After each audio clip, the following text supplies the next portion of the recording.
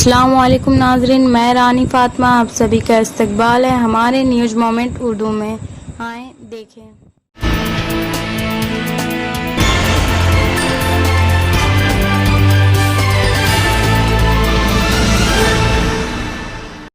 आज के दिन मैं आपके साथ मिलकर जा रहा हूँ एक ऐसे शख्स जिसने अपनी ज़िंदगी में महात्मा गांधी की पैरवी की, जो माशरे के बिस्तर हिस्से में तालीम हासिल करने की कोशिश कर रहा है। इस सिलसिले में मुख्तलिफ किस्म की तरबियत के लिए इस सिलसिले में ज़ेर तालीम है।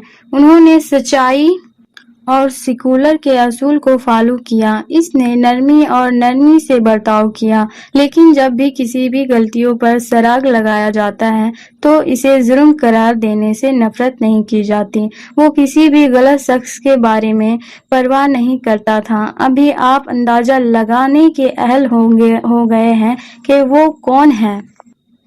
वो मिस्टर जयप्रकाश नारायण हैं। वो गांधी जी का एक हकीकी फालूर है। इसके आसान लिबास की तरह वो फितरत और तर्ज अमल में सीधा है। उन्होंने सच्चाई से बात की थी और हिंदुस्तान और सियासियात के मैदान में हिंदुस्तान में हर एक के बारे में वजह नज़ारा देखने को मिला है। वो बारी स्कूल, हाई स्कूल और रिम्भन लड़की के साथ मंसलिक था। वो अपने शॉट पर ब्लड सर के साथ एक बैग की परवाह करता है। कुछ भी इसके साथ काबिल नहीं हो सकते हैं। सोसाइटी में ऐसे अफराद की ज़रूरत है। उन्होंने माशरती बुराइयों और हिमायतों के साथ सोचा और माशरे में साइंसी कीमतों को फैलाने की कोशिश की। हमें सुनीता महातो के जरिए मिस्टर मेघदूत प्रसाद एक्वान के इंटरव्यू पर एक नज़र डालें। आपका जन्म किस जगह हुआ है और किस परिस्थिति में आप यहाँ आसनसोल अपने पापा के साथ या खुद आए? मेरा जन्म बिहार के मुंगेर जिला के जमालपुर नामक जगह में हुआ था। जमालपुर स्टेशन से करीबन 4.5 किलोमीटर की दूरी पर मेरा गांव है, पहाड़ के नीचे, जिसका नाम था रामचंद्रपुर, और वहीं मेरा जन्म हुआ था। और मेरे पिता 1932 में जब उनका पीठ में सट गया था भूख के मारे, क्योंकि उनके माता पिता बहुत बचपन में मर गए थे, इसलिए उनके चाचा लोगों ने उनको पाला पर बहुत तकलीफ दिया। जंगल का भूखा उनको खाना दिया जाता था और शाम को जब वो पहाड़ पर से आते थे गाय चरा कर या बैलगाड़ी चला कर, जब उनको मीठा खाना दिया जाता था, ये उससे उब गए थे और उब करके वो चले आए, क्योंकि उनकी शादी हो गई थी और अब उनका गौन होने वाला था। इसीलिए वो पैदल ही वहाँ से चले और कहते थे वो कि हम 17 दिन में यहाँ पहुँचे थे। माने कहीं जाते थे, किसी गांव में जाते थे, किसी शहर में कस्बे में रुकते थे, वहाँ काम करते थे, किसी का सेवा करते थे, फिर खाते थे, फिर सतुआ उतुआ बांध के, उस समय तो सतुआ ही मिलता था, बांध के फिर चलते थे। फिर जब तक सतुआ रहता था या खुराक रहती थी, खाने को दाना रहता था, तो चलते थे और नहीं तो बैठ जाते थे। क्योंकि एकमात्र पूर्वी भारत में पश्चिम बंगाल ही एक ऐसा जगह था जहाँ औद्योगिक क्रांति के कारण अंग्रेज़ों की दया से बहुत सारे कल कारखाने यहाँ खुले थे और इसीलिए वहाँ से लोग इधर आते थे। पिताजी आपके वागन में काम करते थे या इसको में? मेरे पिताजी जिस कारखाने में काम करते थे उसका नाम पहले था इंडियन स्टैंडर्ड वागन। बाद में वही कारखाना जब सरकार ले लेती है तो भारत भारी निगम लिमिटेड बनाती है श्रीमती इंदिरा गांधी, तब जा कर के उसके अंदर में चला जाता है और वो उस समय उसका नाम हो जाता है वन स्टैंडर्ड एंड कंपनी। शिक्षा दीक्षा के बारे में कुछ बताइए। मैं सबसे पहले वागन कॉलोनी के बारी विद्यालय में शिक्षा पाई है और हमको उस समय एकमात्र व्यक्ति पढ़ाते थे, यूडी जिनको हम लोग कहते थे। जब हम क्लास 2 में थे तब हेडमास्टर के तौर पर उनका नाम मैं भूल रहा हूँ, वो आए और वो हेडमास्टर हुए। और उस स्कूल का नाम माही विद्यालय था, जो आज भी है, जिसमें मेरे बच्चे भी पढ़े। और आज भी वो विद्यालय है, लेकिन भग्नावशेष के रूप में है, बहुत कम बच्चे हैं। और अभी उसको एनटीयूसी थोड़ा सा मदद करती है, तो वो चल रही है। बीच में बर्न स्टैंडर्ड कंपनी उसको कुछ पैसा देती थी, लेकिन अब कंपनी तो बंद हो गई 100 साल के बाद। 1918 में ये कंपनी बनी थी, ISW इंडियन स्टैंडर्ड वागन। और 2018 में आदरणीय मोदी जी के दया से वो कारखाना बंद हो गया। और जिस कारखाने में 5000 मजदूर काम करता था, वो कारखाना आज जंगल हो गया।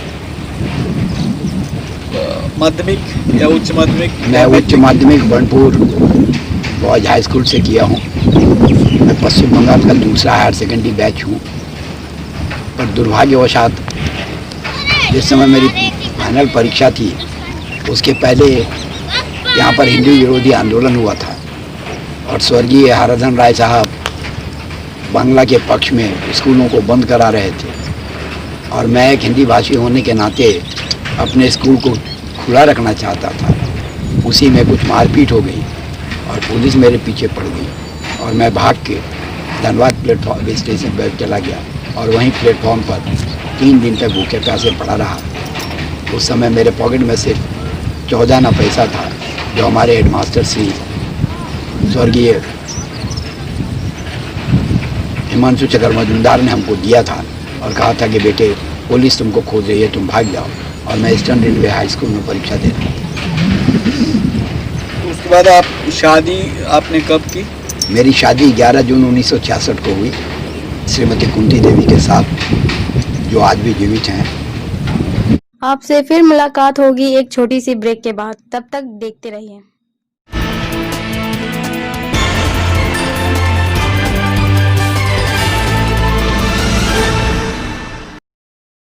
Please share, subscribe and forward YouTube channel News Moment English for more details and for advertisement. Contact editor 9563830285. Die editor Sunita Mahato 8609415270.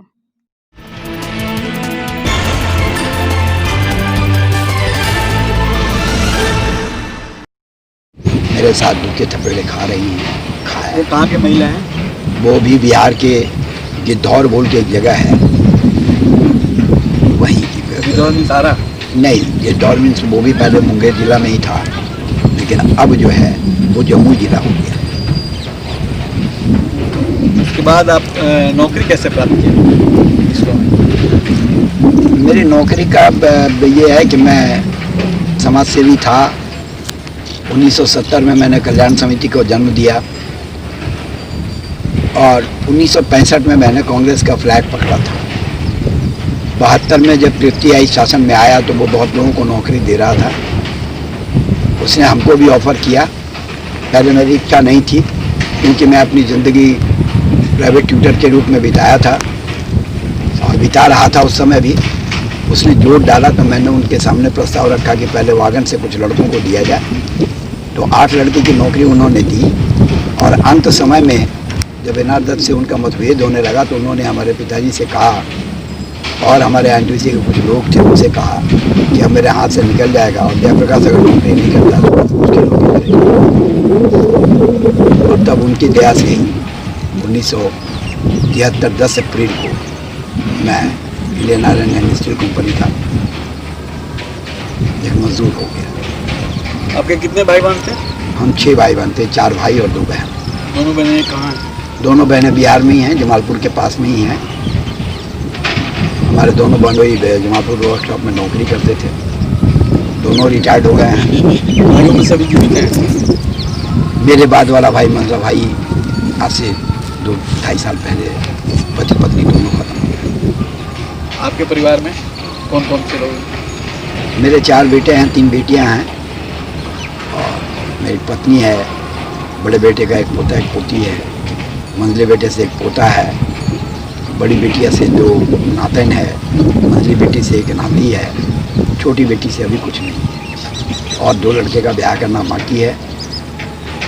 मेरा एक लड़का रेल में नौकरी करता है दूसरा यहाँ हॉकी बिस्किट में है, और तीसरा दिल्ली में एक मल्टीनेशनल कंपनी में MBA करने के बाद मैथमेटिक्स ऑनर्स है, वो मैनेजर है, और चौथा ज्योग्राफी ऑनर्स है, और वो भी ITI किया हुआ है, तो वो भी यहाँ भारतीय बिस्कुट में ही नौकरी एज इलेक्ट्रीशियन कर रहा है। राजनीतिक जीवन तो आपका कांग्रेस के साथ जुड़ा रहा है, लेकिन उसमें आपको जैसा भौतिकवादी तरीके से लोग कहते हैं कि सफलता मिलनी चाहिए, उस तरह की सफलता शायद आपको नहीं मिली। इसके लिए कौन जिम्मेवार है, आप या आपकी पार्टी? राजनीतिक तौर पे जहाँ तक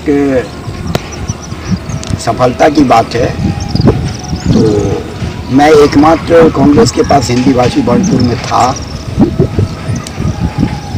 आज भी बड़े गर्व से कह सकता हूँ कि एकमात्र मैं राजनीतिक कर्मी हूँ, चाहे वो किसी भी दल का हो, और लोगों का प्यार मुझको बहुत मिला, सभी हिंदी भाषा भाषियों का, बांग्ला भाषा भाषी, चाहे किसी भी तरह का, क्योंकि मैं राजनीति को कभी पेशे के रूप में व्यवहार नहीं किया। पर ये बात ज़रूर है कि पार्टी हमको कभी भी डिस्ट्रिक्ट लेवल तक भी नहीं ले जा पाई, क्योंकि हमारी पार्टी में हमेशा ग्रुपिज्म होता है, और उस ग्रुपिज्म में मैं कभी अपने को खपा नहीं पाया, और मेरे पास पैसा तो था ही नहीं, और सबसे बड़ा माइनस पॉइंट था कि मैं हिंदी भाषी था।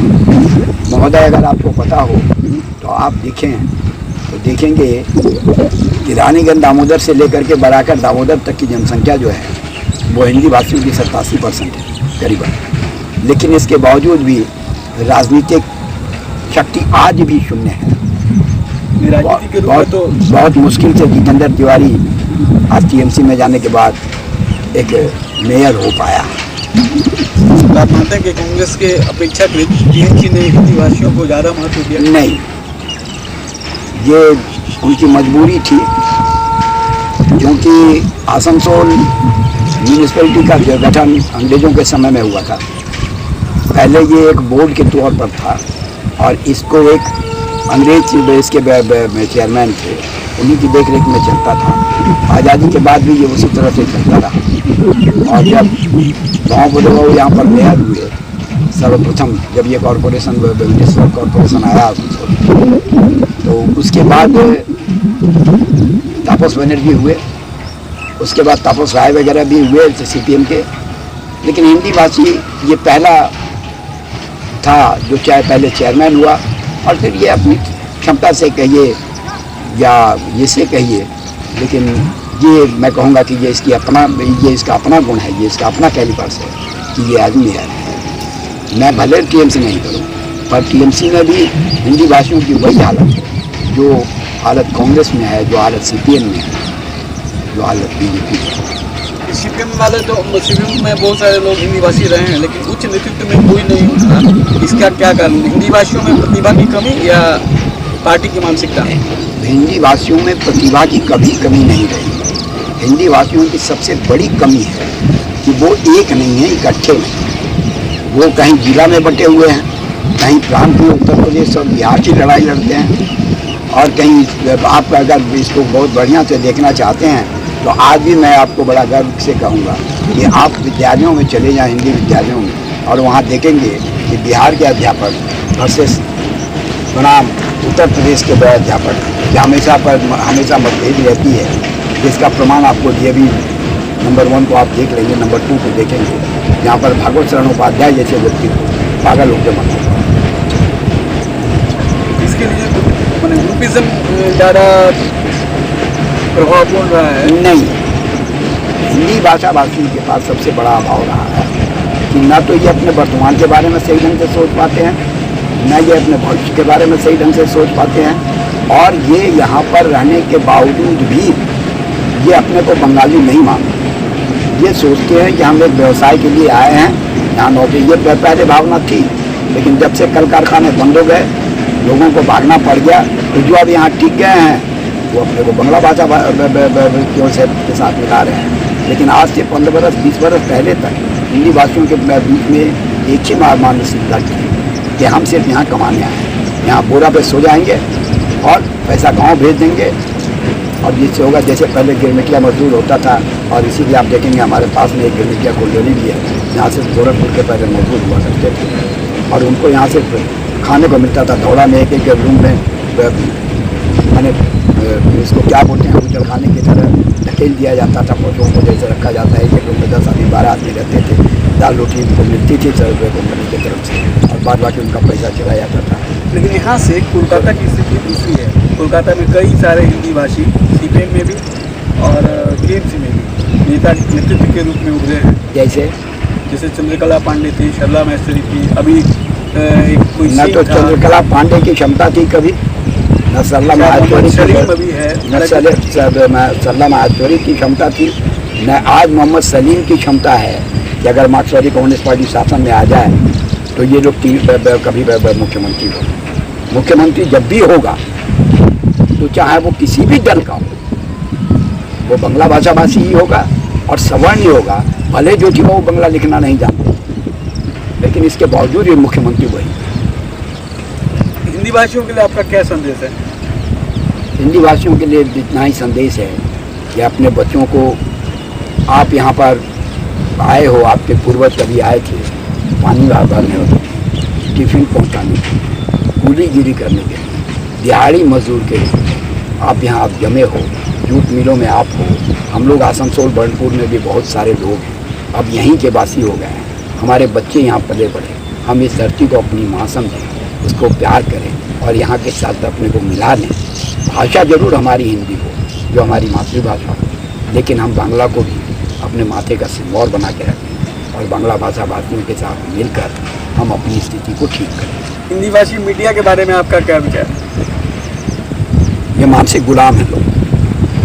जितनी भी हिंदी भाषी पत्रिकाएँ हैं, मैं बहुत पुरानी पत्रिका का नाम आपको बताता हूँ। तो मैं बहुत छोटेपन से दैनिक विश्व में पढ़ता था, जिसके संपादक कृष्ण चंद्र अग्रवाल के।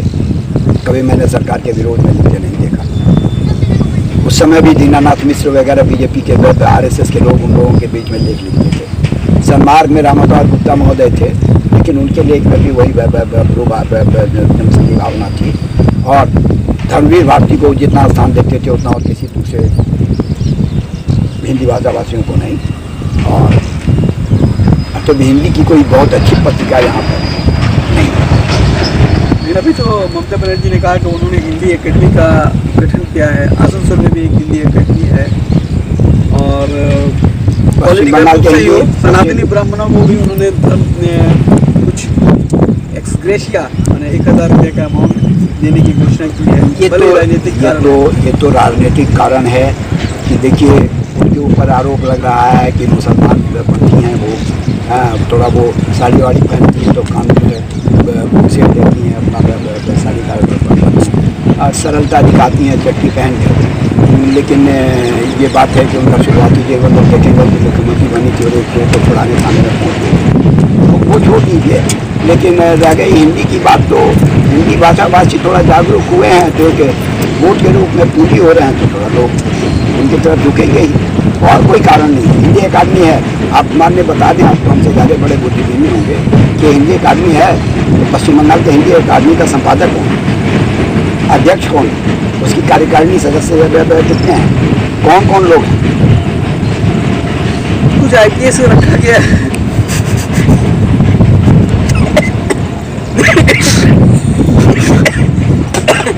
आसनसोल में आदरणीय उमा सराफ और मनोज यादव, उसमें मनोज यादव बेचारा थोड़ा ज़्यादा, जब से वो सचिव होकर आया है, वो लोगों को जोड़ रहा है हिंदी भाषियों को, ये बात एकदम निश्चित है। लेकिन यहाँ भी उनकी कार्यकारिणी है कि नहीं हमको नहीं पता, क्योंकि वो लोग टीएमसी वाले लोग हैं, उनका दल समझे। तो एकेडमी का भी उपयोग मतलब पार्टी के रूप से हो रहा है, ये एकदम निघात, जिसका प्रमाण है आदरणीय जितेंद्र तिवारी का वक्तव्य। चाहे वो पिछले साल का आप हिंदी दिवस के दिन देख लें, मंच पर उन्होंने वक्तव्य रखा था हिंदी भवन में, वहाँ भी उन्होंने वक्तव्य रखा था। वो तो दल के लिए है हिंदी अकादमी। पश्चिम बंगाल में मार्क्सवादी कम्युनिस्ट पार्टी जिस तरह का अत्याचार किए और जिस तरह का संगठन किए, आज टीएमसी को भी उसी पद पे जाना पड़ रहा है और उसी पद पे चल रहा है। पश्चिम बंगाल तो बर्बाद हो गया। आप बताइए ना, मैं बर्नपुर में रहता हूँ, कभी ये लोग 11वें शासन में आए कि 9 में? 10 में 10 या 11 में ये शासन में आए, एक भी प्राइमरी स्कूल बना क्या हमारे यहाँ? कुछ प्राइमरी स्कूल हुए हैं, जैसे कि रेल पार्क में कुछ हुआ, प्रेमचंद विद्यालय हुआ है। नहीं, हम बनपुर की बात कर रहे हैं, मेरे बनपुर में तो हमको नहीं दिखता। महोदय, मैं आपसे प्रार्थना करूंगा, आप नरसिंह बांध, हमको लगता है कि भारत में गाजीपुर के शेरपुर पूरे इलाके को छोड़कर ये सबसे बड़ा गांव है, यहाँ पर कि 10 से 12 हज़ार एक गाँव में वोटर है, 17 या 18 बूथ होता है यहाँ। आप एक प्राइमरी स्कूल वहाँ दिखा दो तो हमको, जबकि खाली सभी लोग हिंदीवासी हैं, करीबन 95-98% लोग वहाँ हिंदीवासी हैं। नरसिंह बांध हिंदी हाई स्कूल है। हिंदी हाई स्कूल वो तो कांग्रेस के जमाने में बना महोदय, सीपीएम के जमाने में क्या बना, टीएमसी के जमाने में क्या बना? तो आपको लगता है कि इस सब का प्रभाव पड़ेगा इलेक्शन में आने वाले समय में? अभी जो विधानसभा का इलेक्शन होने वाला है, टीएमसी जीतेगी नहीं जीतेगी तो लूट के जीत लेगी, लेकिन जीतेगी। चलिए धन्यवाद। Please share, subscribe and forward YouTube channel News Moment English. For more details and for advertisement, contact editor 9563830285. Die editor Sunita Mahato 8609415270.